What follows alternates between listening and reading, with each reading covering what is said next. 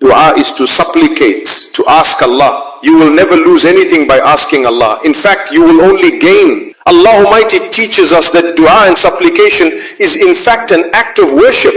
Worship, what is its essence? It is dua. Asking the one whom you believe has the solution to your problems to solve those problems for you, or to give you something you believe He owns. And the ultimate owner of everything is Allah. Allah is so powerful that He actually owns you and I. The day you recognize this is the day you begin the journey towards recognizing your Lord. This is Allah subhanahu wa ta'ala. So my brothers and sisters, dua and supplication, whether you have raised your hands or not, begins with praising Allah, declaring His greatness, sending blessings and salutations upon Prophet Muhammad sallallahu alaihi wasallam, and then begging Allah for what you need. And Allah has created in every one of us a need for something. None of us seated here and none of us who may watch this later on can ever say, I don't have any needs. Why?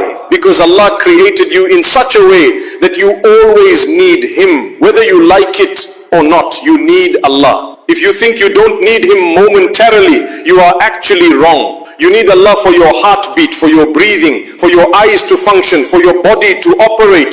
You need Allah subhanahu wa ta'ala for everything. And for the day when you grow old and you begin to worry about where you are going to go, if your eyes were to close, your heart were to stop beating and your soul were to be separated from your body, you would need the mercy of Allah. In fact, you need His mercy at all times, when you are alive and even after you depart. So we need Allah. Allah has created this need within us so that we ask Him and acknowledge that He is the true owner. That is the real acknowledgement. When I say, oh Allah, grant me happiness, I am in fact acknowledging that Allah is the owner of happiness. When I say, oh Allah, I want to get married, help me to get married, I am acknowledging that in Allah's hands lie the keys to marriage, the doors to marriage, and everything that comes after it. But my brothers and sisters, Allah has given you and I a capacity. Within that capacity, He expects you to use it to achieve what you believe is beneficial for you. For example, a person says, oh Allah, I want to get married. Allah says, okay, I have written it for you, I will bless you with it. But now you need to get up and do something about it. You need to speak. You need to make an effort. You need to open your mouth. You need to work towards it in one way or another. Otherwise, how do you expect it to happen? Some people say, I have been making dua for 20 years, but I am still not married. And the reality is, for those 20 years, perhaps you have been lying in bed, never stepping out of your room, never making an effort. What do you expect? You cannot sit back and want everything to happen without moving. Allah says, I gave you the capacity, so use it. This is why, my brothers and sisters, while you must always ask Allah, you also need to act within the ability He has given you. And remember, keep asking Allah even for the tiniest things you might take for granted. Have you ever said, oh Allah, help me to breathe every single day? Subhanallah. We often forget to thank Allah for the breath we take so easily. The only people who truly make such a dua are usually those who already struggle with breathing. Have you ever said, oh Allah, allow me to continue seeing as clearly as I see today for as long as you keep me alive? We forget these things because we are living inside the blessing. And when you are inside the blessing, you don't always think about it. That is why the Prophet ﷺ encouraged us to visit those who are unwell. There are many reasons and many benefits for this. One of them is that you begin to appreciate the health you have. And when you return, the Sunnah teaches you to say, Alhamdulillah. All praise is due to Allah who has protected me and granted me well-being from what this person has been tested with. You see, someone is tested and you are reminded to be grateful. The other day I met a brother who was challenged in his health, and immediately I remembered the dua that the Prophet ﷺ taught us. The dua is, oh Allah, I thank you for granting me what you have not granted him. You see, that is a way of thanking Allah. But how do you truly show appreciation to Allah? Firstly, by trying your best to be a better believer, by trying your best to be a better person, by trying your best to pray, to obey Allah, and to fulfill what He has instructed you to do. And deep down you already know what Allah has told you. I'm not here to list every single detail, because as a believer you know the pillars of Islam, you know what is halal and what is haram, you know what is required of you. So Allah wants you to thank Him and to show appreciation, and one of the ways He reminds you is by showing you people who are unwell or struggling. Someone may have suffered a heart attack, may Allah grant her shifa, complete cure. At that moment, what should you do? You thank Allah and say, oh Allah, I thank you for the health you have given me. Similarly, when you see people struggling in any way, financially, emotionally, physically, it is important for us as believers to reach out to them, to help them, no matter who they are or where they are across the globe. Do what you can to assist, but at the same time, let their situation remind you to thank Allah for the blessings you have. Allah has given you peace, stability and serenity. Allah has given you a job, an income, a roof over your head. Allah has given you a spouse, children or family. And yes, your own scenario might be difficult, but believe me, there are people going through even greater hardship. You will only appreciate what you have when you pause, think and reflect. So ponder over the blessings of Allah, reflect on them and call out to Him. Ask Him for goodness and keep on making dua. Supplicate constantly, for dua keeps you connected with your Lord. Like I said, supplication is when you praise Allah, when you thank Him, when you send blessings and salutations upon Prophet Muhammad sallallahu alaihi wasallam. Why do you do this? Because you are acknowledging the favor that Allah has bestowed upon you by sending the best of messengers, the best of creation, to teach you in the most beautiful and complete way. That is why we begin by sending blessings and salutations upon Him. And thereafter you beg, you ask Allah, but ask Him like a person who is desperate, like someone who knows they are completely helpless without Allah. If it was not for Allah, my brothers and sisters, I would not be standing here. You would not be seated here. Nobody would be able to do anything if it was not for Allah. Now Allah has given us a capacity, and once you ask Allah, make sure your asking is holistic. What do I mean by that? I don't just ask for myself alone. I ask for others as well. For example, oh Allah, bless me, bless this person, bless those people, protect the people of Gaza, protect the people of Syria, protect the people of Somalia, Sudan, and all the places where people are struggling, those I know and those I don't know. Protect the people in our communities, our families, and even those seated here this evening who are facing difficulties. Allahu Akbar. What are you doing when you make such a dua? You are thinking about everyone. And what did it cost you? How much? Nothing. Not a single penny. In fact, when you pray for someone else, the angels respond with a beautiful dua for you. They say, oh Allah, grant this person better than what they are asking for the other person. Subhanallah, look at how Allah rewards your sincerity. He sees your heart. He sees that you are concerned about others, and to be concerned about someone else is something so great in the sight of Allah. Similarly, when you see people struggling in any way, financially, emotionally, physically, it is important for us as believers to reach out to them, to help them, no matter who they are or where they are across the globe. Do what you can to assist, but at the same time, let their situation remind you to thank Allah for the blessings you have. Allah has given you peace, stability and serenity. Allah has given you a job, an income, a roof over your head. Allah has given you a spouse, children or family. And yes, your own scenario might be difficult, but believe me, there are people going through even greater hardship. You will only appreciate what you have when you pause, think and reflect. So ponder over the blessings of Allah, reflect on them and call out to Him. Ask Him for goodness and keep on making dua. Supplicate constantly, for dua keeps you connected with your Lord. Like I said, supplication is when you praise Allah, when you thank Him, when you send blessings and salutations upon Prophet Muhammad sallallahu alaihi wasallam. Why do you do this? Because you are acknowledging the favor that Allah has bestowed upon you by sending the best of messengers, the best of creation, to teach you in the most beautiful and complete way. That is why we begin by sending blessings and salutations upon Him. And thereafter you beg, you ask Allah, but ask Him like a person who is desperate, like someone who knows they are completely helpless without Allah. If it was not for Allah, my brothers and sisters, I would not be standing here. You would not be seated here. Nobody would be able to do anything if it was not for Allah. Now Allah has given us a capacity, and once you ask Allah, make sure your asking is holistic. What do I mean by that? I don't just ask for myself alone. I ask for others as well. For example, oh Allah, bless me, bless this person, bless those people, protect the people of Gaza, protect the people of Syria, protect the people of Somalia, Sudan, and all the places where people are struggling, those I know and those I don't know. Protect the people in our communities, our families, and even those seated here this evening who are facing difficulties. Allahu Akbar. What are you doing when you make such a dua? You are thinking about everyone. And what did it cost you? How much?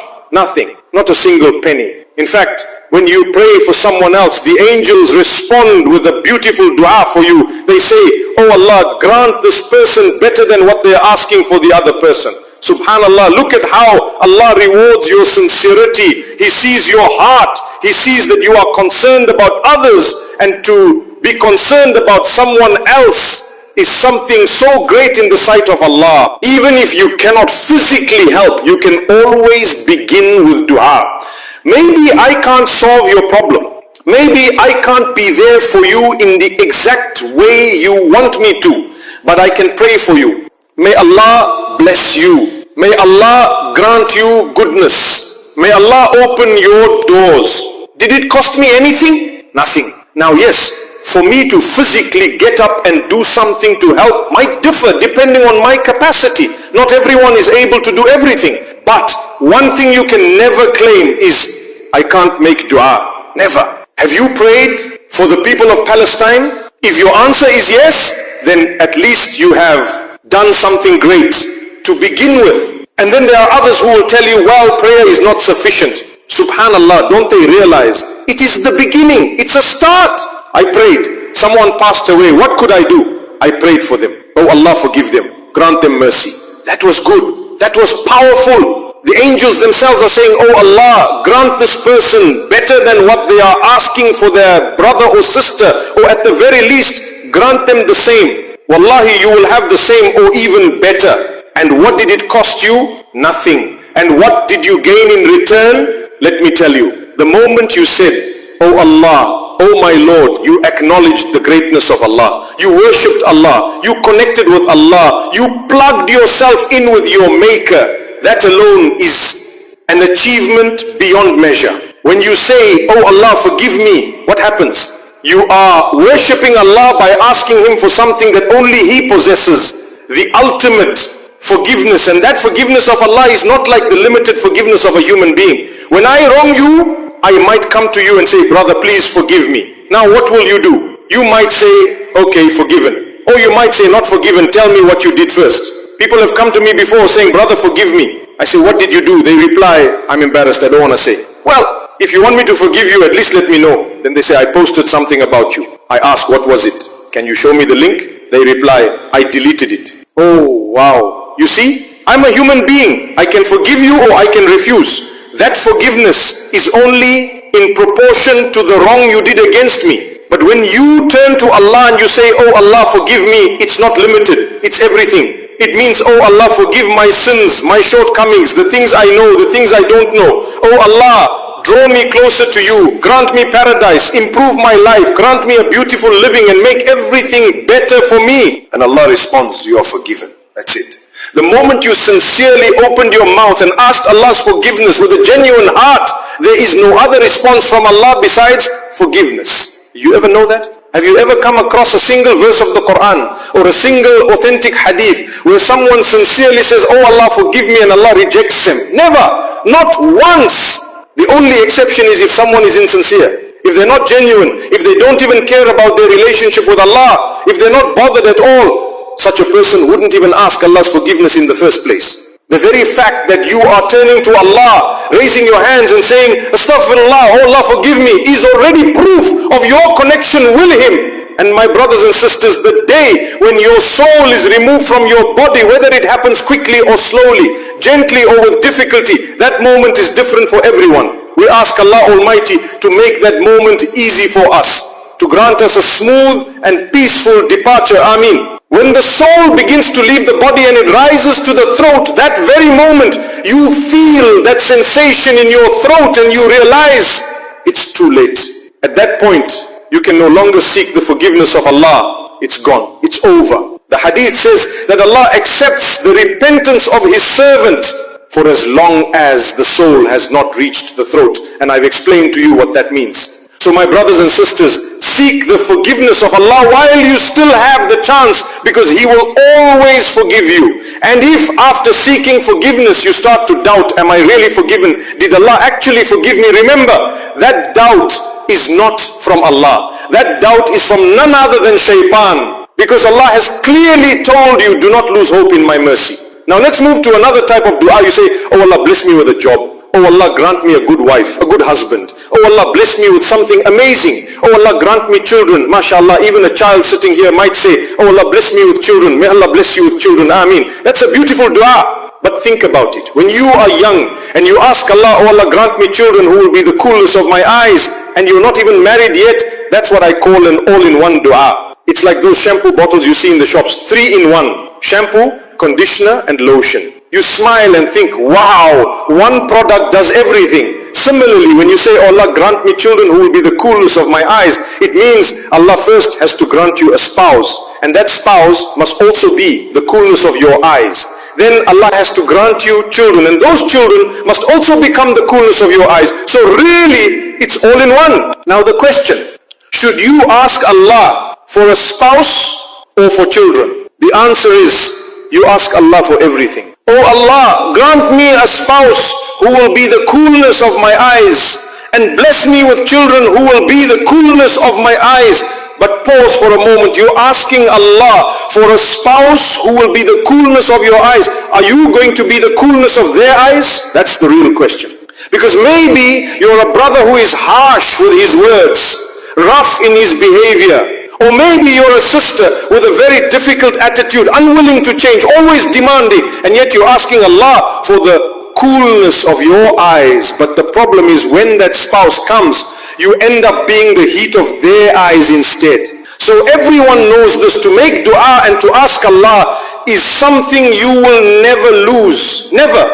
You will never lose anything by raising your hands and calling upon Him. So imagine, I say, oh Allah, bless me with a spouse, and I'm 21 years old now and 22, making the same dua every day. Oh Allah, bless me with a spouse who will be the coolness of my eyes. Grant me offspring, grant me a good family, grant me good in-laws. Oh Allah, make me this and grant me that. And I repeat the same dua again and again. 22 years old, 23, 24, how many years have passed? 4, 5, 6, 7, 8 years, and still I'm making the same dua again and again, praying, asking Allah and not giving up. Subhanallah. Now let me tell you something very important. Allah says your dua is never wasted.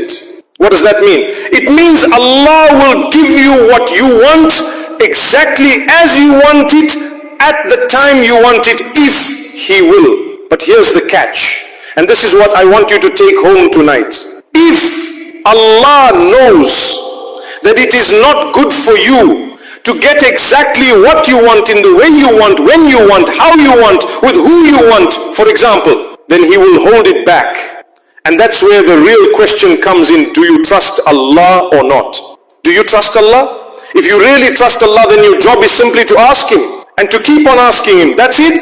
Don't worry about the response. Believe with all your heart that whatever is happening is the best for you. So perhaps He delayed it for 5 years, maybe 10 years. You're now 35, 38, or even 40, and still nothing's happening. I'm talking about marriage or a job or anything important that you've been asking Him for again and again, and it's just not happening. My brothers and sisters, sometimes the reason is that Allah does not want you to divert and drift away from Him. If anything, He wants you to stay close, to start noticing and appreciating the other blessings He gave you, just because He withheld this one thing. Look around you. Maybe you have an amazing child who listens to you, who's very obedient, and that's a gift many others don't have. Think of yourself and Allah in this way, like we are little kids, and He is our Rabb. When we obey Him, when we try to dress appropriately, when we try our best to pray, to read the Quran, to seek forgiveness, to avoid harming people,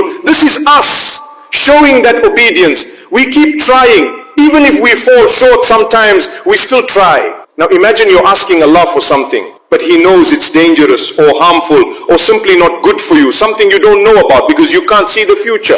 Do you really expect Him to just hand it to you? Suppose He gives it to you, and 5 years down the line you cry out, "Oh Allah, if you knew that this person was going to be taken away in such a terrible car crash, why did you give them to me in the first place?" And Allah will say, "But you begged me. You kept asking, pleading, crying for it. And we already knew what was going to happen. But because you begged so much, we gave it to you." This is why sometimes when Allah withholds something, it's not rejection, it's protection. A scholar makes mention of these things in one of his books, and he says, one of the weaknesses of man is that we ask Allah to remove us from a favor that we haven't even recognized, believing that what we have is not good enough. We want to get into something else that we assume or believe is better. But Allah through His mercy does not give it to us immediately, because He knows that it is actually better for us to remain where we are right now than to move into what we are asking for. But here's the reality, my brothers and sisters. When the person cries and cries again and asks again and again, pleading over and over for something, do you know what the sad part of it is? We don't know the future, yet Allah knows the future. Allah knows exactly what is best for us and what is harmful for us. But at the same time, when you are persistently crying to Allah, there comes a moment through His mercy where He says, "Okay, give my slave what he wants. Grant my servant what he's asking for." Allah gives it, even though it was a mistake on our part. Out of His original mercy, Allah was protecting us by not taking us out of the favor we already had. But we kept insisting, asking for something else. And finally Allah says, "Fine, I gave it to you." And what happens? As soon as you get it, immediately you regret it. You say to yourself, "What did I get myself into? What is this situation I've landed in?" It happens to us sometimes with jobs. You might have a nice job, you're earning a good amount, you have comfort and so on. And then for some reason, without a proper reason, you say, "You know what, quit it. I've got a better job somewhere else." What was going on? It's not about halal and haram. It's permissible to change jobs.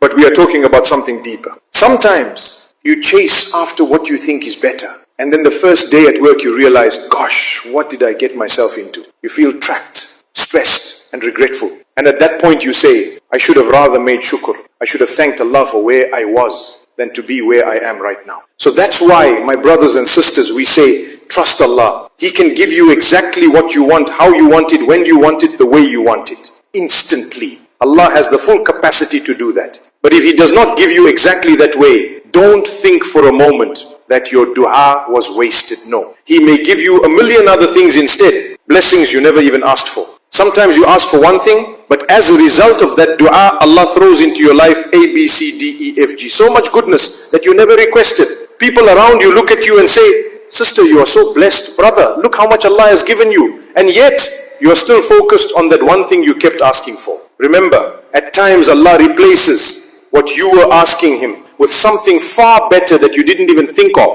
Subhanallah, you never asked for those things, yet Allah gave them to you because of your persistence in dua. Now ask yourself, did it cost you anything to make dua? Nothing. All Allah wants is for you to keep turning to Him, asking Him. So my beloved brothers and sisters, keep on asking. Don't stop. But here's the key. Leave the response to Allah. Let Him decide how He wants to give it to you, when He wants to give it to you, or even if He doesn't give it to you at all. And if He doesn't, be happy. Why? Because Allah knows the future, you don't. Allah knows what is good for you, you don't. That is why the true believer finds peace in leaving the matter in the hands of Allah. Many people make a big mistake. They call out to Allah, they make dua sincerely, but when they don't see the result they wanted, they begin to feel let down by Allah. I've met people who've told me directly, I used to worship, I used to cry to Allah, but years have passed, nothing has happened. I no longer feel that same connection in my prayer. My brothers and sisters, that is a mistake. So I sit them down and say, tell me, what do you have? They begin to list, I have a home, I have a job,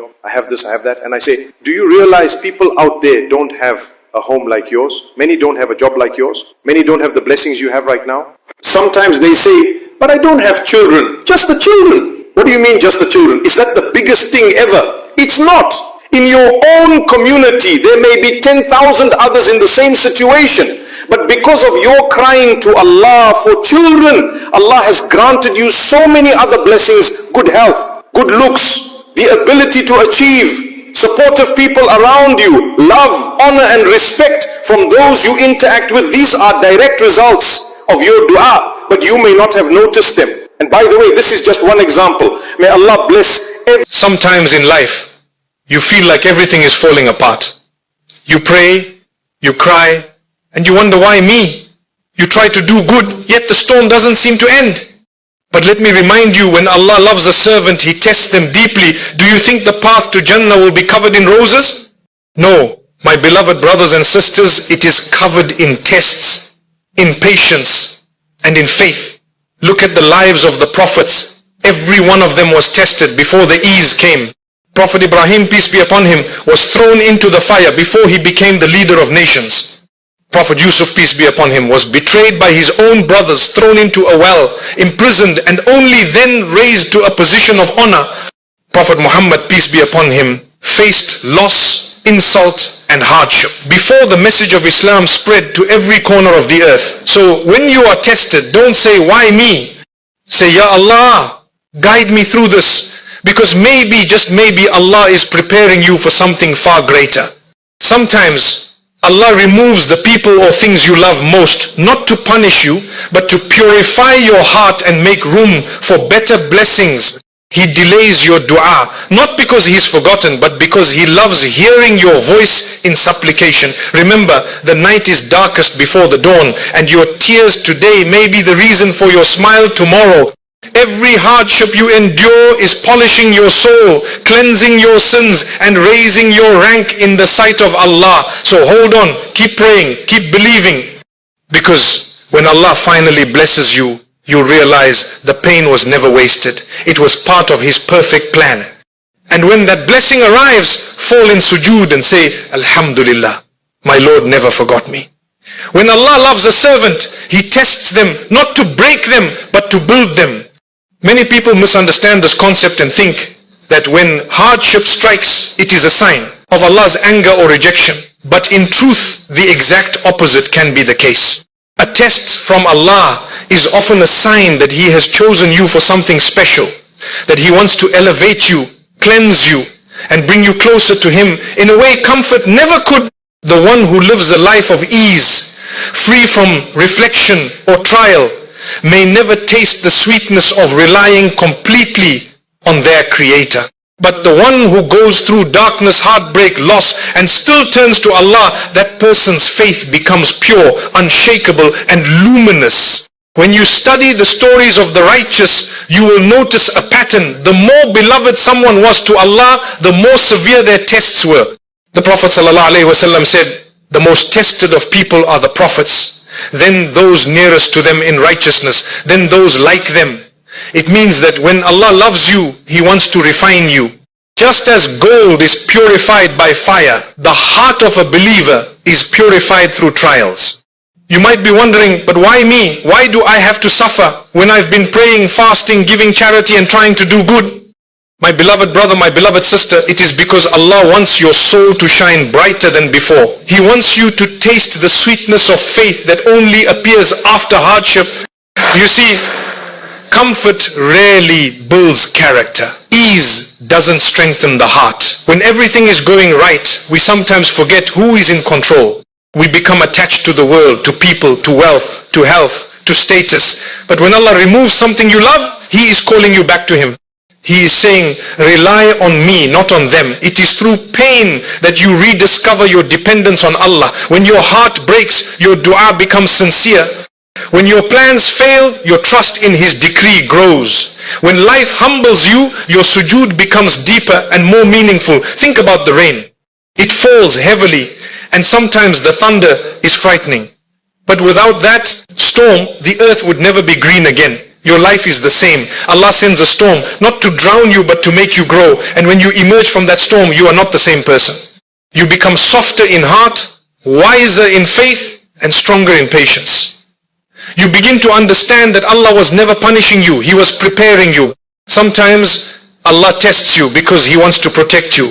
You might be attached to something that could harm your soul, or you might be heading down a path that looks beautiful but leads to destruction. So He places a difficulty in your way. He delays your plans. He closes a door you desperately wanted to open. In that moment it hurts. You may even cry to Him in frustration.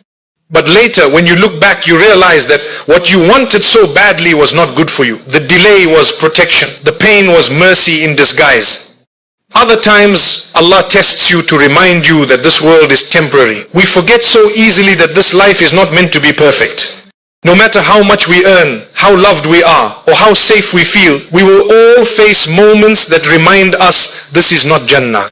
Allah allows discomfort here so that we don't become too comfortable in a place we are meant to leave. He allows loss so that we yearn for the everlasting peace of the hereafter. He allows sickness so that we value health. He allows betrayal so that we turn to the one who never betrays. You see, when a believer is tested, two things can happen. They can either grow distant and question Allah, or they can draw closer and trust Him more deeply. The choice is ours. But those who truly know Allah, who have tasted the sweetness of His love, they know that no hardship is wasted. They know that behind every tear there is wisdom. Behind every closed door there is mercy. Behind every delay there is a blessing waiting for the right moment. When you are tested, remember that Allah is closer to you than your jugular vein. He hears your whispers, your sighs, your silent dua that you don't even say out loud. He knows the pain that you can't put into words. And every time you choose patience instead of complaint, every time you choose faith over doubt, every time you keep praying when it feels like your prayers are unanswered, your rank in the sight of Allah rises. A test is not a punishment, it is a process of purification. It wipes away sins you might not even realize you've committed. It brings forgiveness, mercy, and elevation. Sometimes it's the only way Allah can remove arrogance, greed, or attachment to this world from your heart. And sometimes it's the way He prepares you to handle a bigger blessing that is coming. You might not be ready now, but through that hardship, He makes you ready. So when life becomes heavy, don't see it as a sign that Allah is displeased with you. See it as a sign that He loves you enough to test you. Because He wants to hear your voice in dua. He wants to see your patience. He wants to grant you a reward that only those who endure can receive. Every pain you feel, every loss you face, every tear you shed, all of it is recorded by the one who never forgets. And when the time is right, when your heart has learnt, when your faith has grown, you will see the wisdom behind it all. You will realize that Allah never abandoned you for a single moment. He was with you in the fire.